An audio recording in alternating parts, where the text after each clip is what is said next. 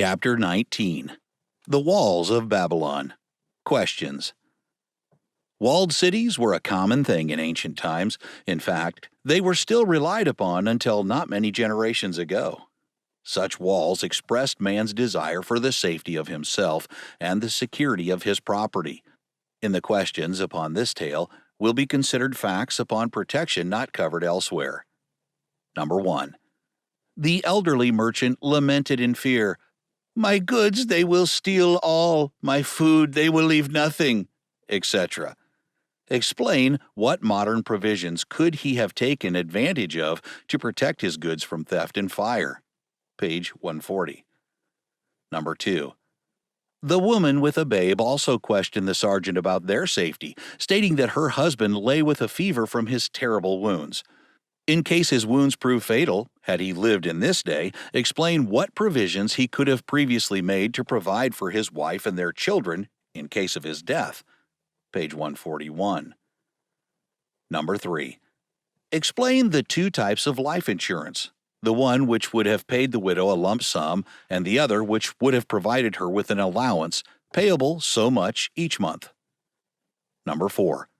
Take into consideration the danger of losing her money, which would confront a woman inexperienced in handling a sum of money, and then say which method would be most likely to take safe care of her and the children until the latter were old enough to take care of themselves. Number 5. This nation has experienced several severe panics, which were made more acute by runs upon the banks. Frightened depositors caused the bank to crash. Explain why depositors need no longer fear bank failures for their savings accounts or checking accounts up to certain amounts. Does this apply to all banks, both state and national? Any banker can supply this information. Number 6. Explain why a savings account is perhaps the most convenient depository for accumulating surpluses. Number 7. Investigate the savings plan offered by savings and loan associations organized under a special provision of the federal government. Explain why money deposited with them is perfectly safe. These all have in their names the words Federal Savings and Loan Association. Number 8. Investigate through your local post office what are known as postal savings accounts.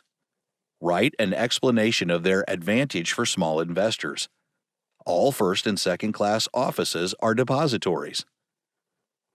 Number 9.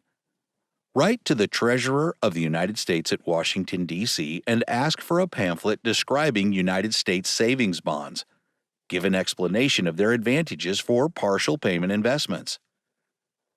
Number 10.